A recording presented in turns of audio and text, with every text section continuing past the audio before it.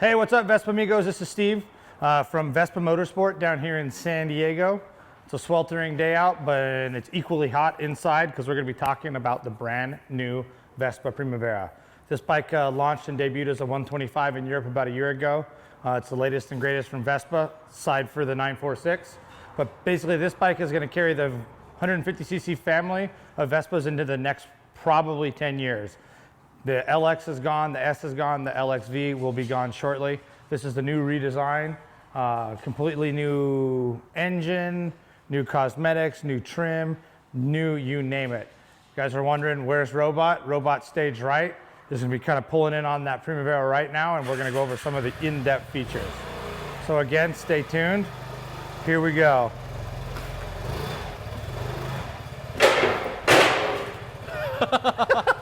That's smooth, dude. All right, here we are. It's the latest Italian beauty. This is the Vespa Primavera 150 fuel-injected motor.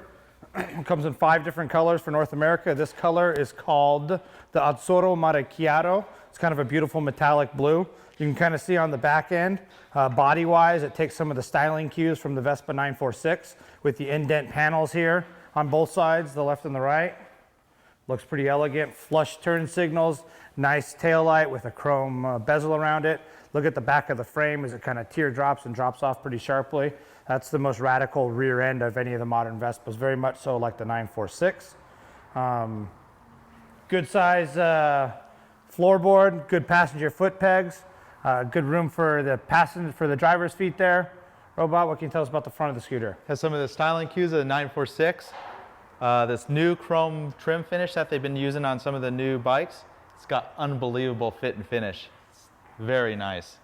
Some other nice styling cues like the chrome little embellishment in the horn grille. A completely redesigned front end, the forks. It dives much less than any of the other Vespas when you actuate the brakes. The handlebars, the ergonomics have been completely redesigned. First Vespa that modern Vespa that includes a chrome headlight bezel. The instruments have been completely redesigned, kind of a la Ford Thunderbird, with some digital instrumentation for the clock and some other various informations on the little digital display right there. New switch gear right here. You know, a little bit better feel than the old switches that they had. Lights up real nice, all LED backlit. Notice it's got a fuel bar system instead of the old conventional, less than accurate fuel gauges that you found on the earlier bikes. There's 2 different settings for the odometer. There's 2 trip settings that are pretty nice. Actually play around with the mode button. We'll get into that later. And then panning down, actually, just like with the other 300s and 150s that this bike is replacing, it's got a good size glove box that you open by pushing in on the key, releases the glove box. Large amount of storage on either side. That's great. Another huge improvement with this 150 over the bikes that it's been replacing, there's actually a seat release built into the console. I don't know, I own a Vespa 150 and find myself continually getting annoyed by having to take the key out to open the actual seat. This has got the standard push button. So push that button. The seat, newly redesigned, has a nice spring-loaded hinge in the front. So it actually kind of opens and stays open. You know, a lot of times when you're kind of playing around with the seat, you move the handlebars, the seat comes down on you, pretty annoying. Not so much with this one. Good under-seat storage bucket that in the, sticking with the Vespa lineup is removable. So if you spill something in there, you can take it out and clean it. This is cool. I've never done this, right, Robot, with a little carpet liner? New for the Vespa line is having the carpet kit. Molded piece of carpet that you can actually remove. It's kind of nice. That'll probably insulate some of the heat that always kind of radiates up from the engine. How big is the gas tank, Robot? I think it holds 0.2 of a gallon more than the old LX. I think it's 2.4 gallons, somewhere in that range. One thing to keep in mind, this new 3-valve engine on these gets substantially better fuel economy than the old 2-valve motor. Similar performance, but you get better mileage, and it's also a smoother, more refined engine. With the service intervals are much further apart. Basically, every 6,000 miles when you do an oil change or any sort of service, you know, as per the service schedule, on this bike. Every 3,000, they recommend you do an inspection, but for the services that cost some money and you need to, change the oil or change a belt, that's every 6,000 on this bike to inspect. Everything's been designed to last a little bit longer in the engine and driveline. As for the lights, this is the American market, so they're a little different than what you'd find on a European one. American market, of course, you got to have these pods that are a little further apart. They did retain the running lights. In Europe, these would be the turn signals, but up here is what we get for turn signals right here. You got the high beam, low beam. It's got the pass. And on the back, they kind of change up with the turn signals functionality. In Europe, these are the turn signals. On American ones, they're running lights. I think they're kind of weird, actually. Personally, I'd prefer this lights up. People think, well, why is the tail light? This is called the tail light. It's not lit up as a tail light.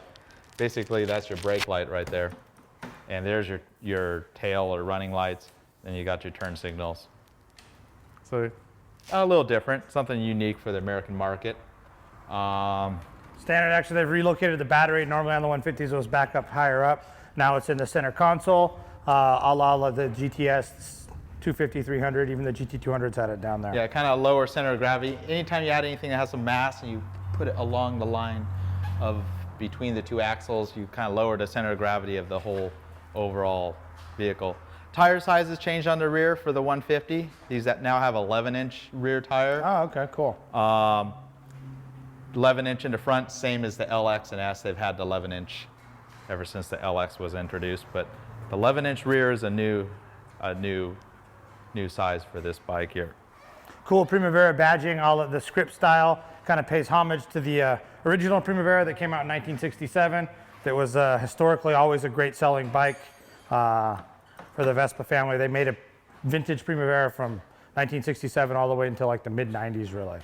So you can kind of see, again, styling cues. You kind of step back and appreciate it, and it's all its marvel. Very much so looks like the Vespa of the future, still paying homage to the Vespas of the past year.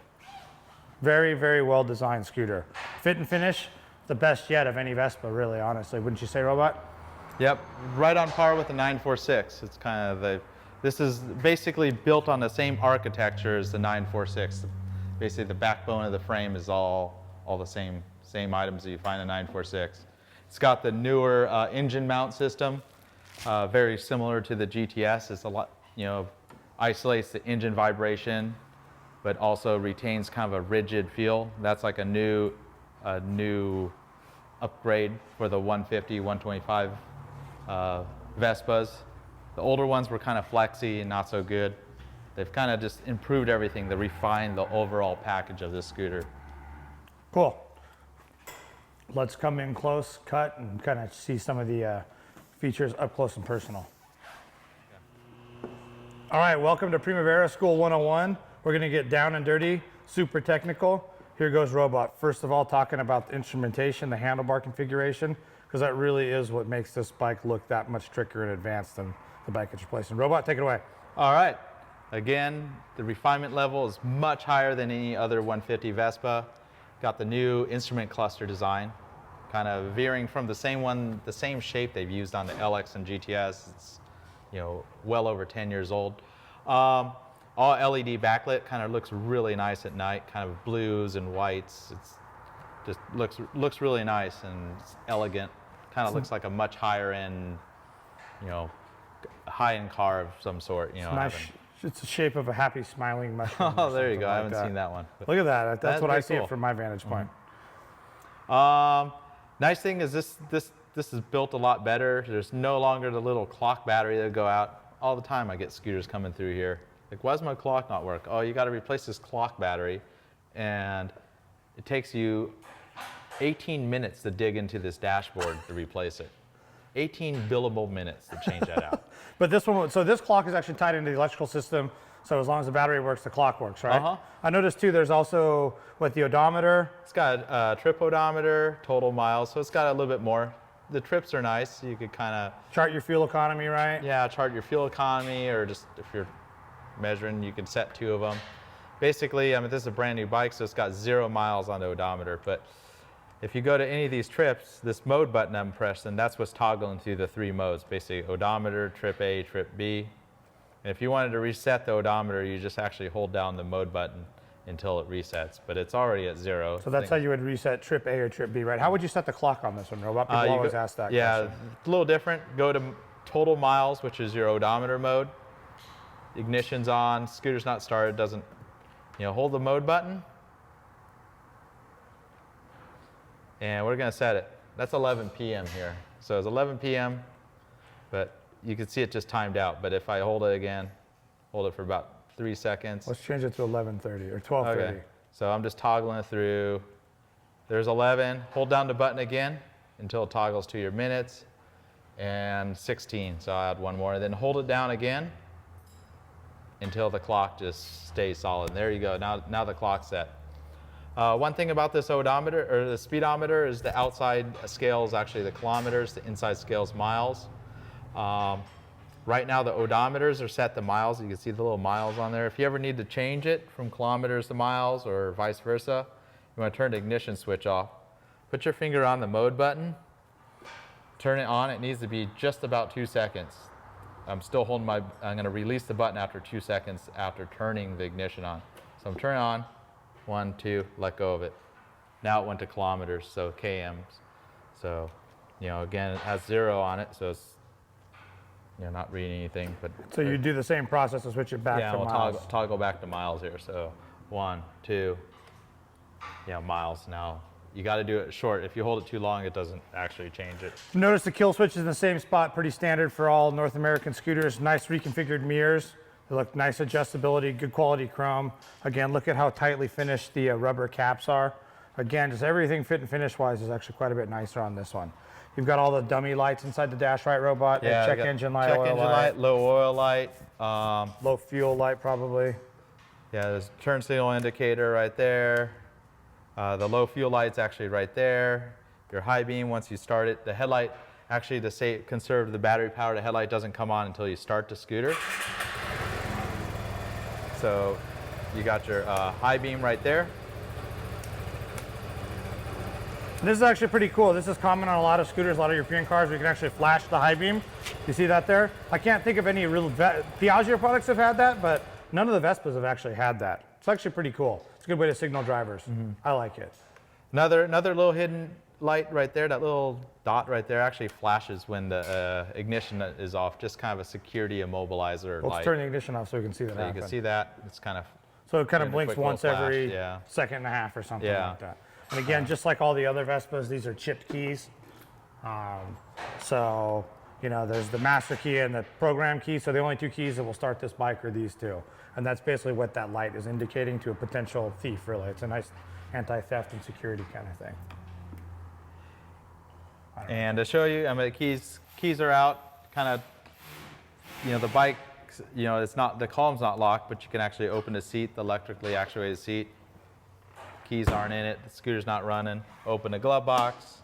Let's get down in here and see this one. So that's the actual backup Say your battery's cable. dead, you want to open the seat, you can actually just pull that little lever. So again, that lever pulls forward and releases the seat in the event that the battery were to die. But good storage on either side. Both sides. Nice little tray to keep stuff from falling out. That's actually a simple but big improvement. The hinging on the doors feels much more solid than normal on some of the other Vespas. All fuses are right here rickety. now. And the old LX had fuses in multiple locations. Sometimes we had to take the horn cover off.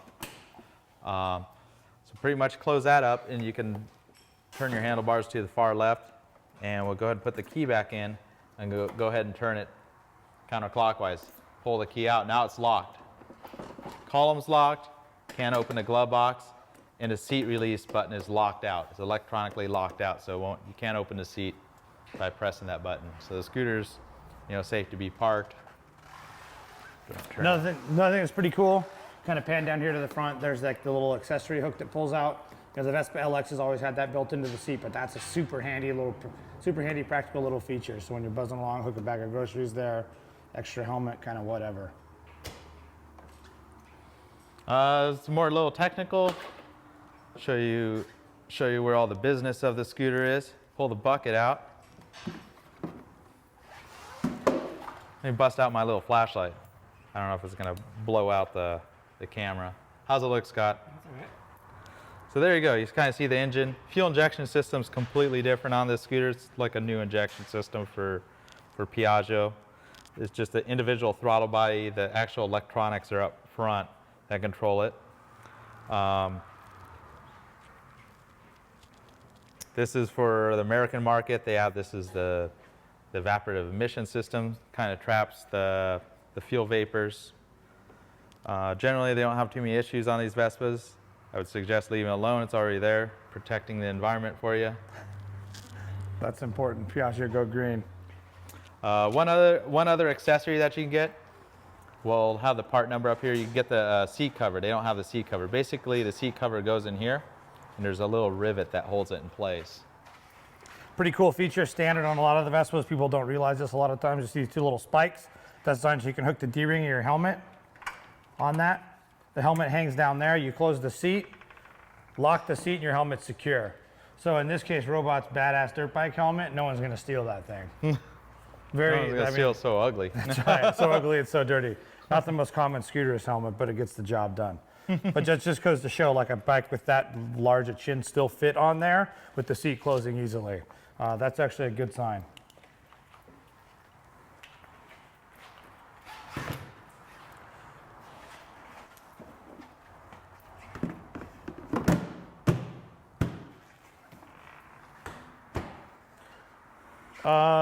What else do you want to say, Robot? Maybe talk about... I don't know, two mechanical changes. I mean, it's the completely new design motor. You know, there's not one part shared in that motor with the old motors. Been designed for better fuel economy and longer runtime between services. What's technically different about it that makes it so you can actually do that? I think some of the parts are built to better tolerances. They've completely redesigned a cylinder head. They call it the 3-valve head. It's an air-cooled engine, just like all the other 150s. But basically, there's 2 intake valves and 1 exhaust valve. And generally, on engine designs, you usually have larger flow for the intakes. So they're able to gain a better intake flow by doing 2 intake valves, versus the traditional. Let me ask you about like systems. the belt, the variator and clutch components. Uh-huh. So a lot of people are always kind of concerned about scooters and how often they quote unquote need belts and such. This one, I mean, there's a lot of talk with the BB350 being that newly designed clutch variator and stuff like that. So you get a lot more belt life out of them. Is it? This is similar intervals. Every 6,000 miles, you need to go in there and do a full inspection. And by 12,000 miles, you need to change that belt. By comparison, what a normal 150 was the normal one, the older 150, the leader motor as they called it, every 3,500 miles you go in there for a belt inspection and clean the variator out, and then every 7,000 miles you replace the belt. So on this, it's not quite twice as the intervals. Pretty close, actually. But pretty close. Very significant, enough to get people excited, that's for sure. And is it like a different style of variator and clutch, or are they just more sophisticated components in the way that they're manufactured? I think it's just more sophisticated components. Yeah, it's all built pretty traditional. Dry 3-shoe clutch and. Got it. You must say, from a novice perspective, the actual belt cover in its own right is significantly larger than the leader motors. And almost seems like just like the clutch components are bigger or something. I've had this all apart. Well, not this particular bike, but these motors. And it's kind of an odd arrangement. Some parts are actually larger and some are smaller. And I think that's through years of experience and engineering and research. They're able to determine what parts need to be strengthened to give you longer life between of the items, and some parts don't need to be overbuilt. So that saves in weight. Having smaller parts sometimes increases in efficiencies in the motor. There's a number of things they've done. Same with the starter system on these. It's all actually internal in the oil bath.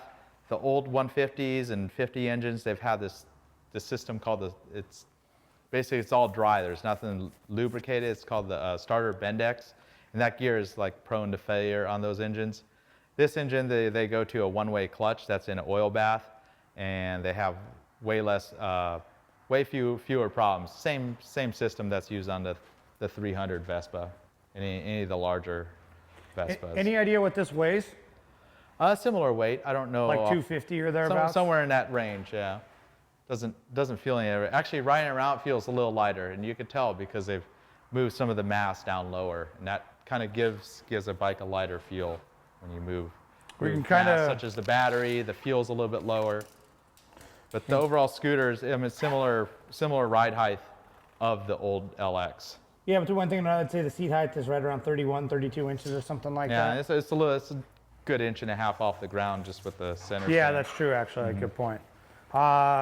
Wheelbase-wise, it feels about the same length as I think it's slightly longer. slightly longer than the old one. Robot was touching on the front fork. I mean, you can kind of tell how radically different that is just you know, from they've 10 actually feet away, actually. changed the pivot around, 90 degrees on the front suspension link, and it allows the suspension to dive a lot less when you're braking on the system. I think I noticed one thing here too. There apparently isn't a speedometer cable, right, Robot? Yeah, the new instruments are completely electronic. There's no speedometer cable. That was a prone failure item. That's a huge advancement, and that's the magnetic counter. That's correct. Guy right Yep. there. It basically counts the bolts on the brake disc rotor. That caliper's shared with the GT200 or is that GTS that's 300. a 4-piston or a 2-piston? 2-piston sliding caliper. Those brake pads last forever on the 300s. They're definitely going to last forever on this bike. So on the old 150-liter motors, it was just a single piston, right? No, it's a double piston opposed piston, but much smaller brake pads. So they're prone to, generally the front brake pads on the older models, they last about the same life as the front tire. So While we're talking brakes and suspension, what can you tell us from rear suspension, rear brakes? pretty conventional, just a single shock. Regular drum brake, right? Regular drum brake. They did go to a larger diameter drum on this, so the brake shoes are likely to last a lot longer than the ET-LX ones. And you said it's got an 11-inch back tire, so that's a 120/70/11. That's correct, yeah, and that's a new size. Brand new size for North America. 11-inch has always been a bit of a, kind of, pardon the French, but a bit of a bastard size. So this is going to be an interesting one. But it does have a Michelin City grip, pretty standard with what most of the new Vespas are coming with. On the service side, Robot, you guys have had nothing but like rave reviews from no issues. customers. This motor's been in the Fly 150 here in North America for a while. We have a number of customers that have close to 10,000 miles on their Fly 150s, and those scooters have been out for not quite 2 years yet, but like a year and a half. And What haven't we haven't covered seen any technically? problem. This door pops off. You can actually access a spark plug through that door. yeah, you again. actually the spark plug's more center located on this engine, so you could access it right through there. Again, it's not an item that needs to be serviced too frequently. So that was pretty much it. We got a little technical at times. Thanks for sticking with us. Key things to remember about the new Primavera: better brakes, better performance, better suspension, better fuel economy, roughly half the maintenance, so fewer oil changes. The belts last twice as long. The larger rear tire is going to be longer tire life. What does all that mean to you? Lower cost of ownership. So thank you very much, Vespa. Thank you, Piaggio. You've done it again. This thing's a beauty. As a huge fan of the 150s, personally can't wait to add one of these to the collections. Let's go for a ride.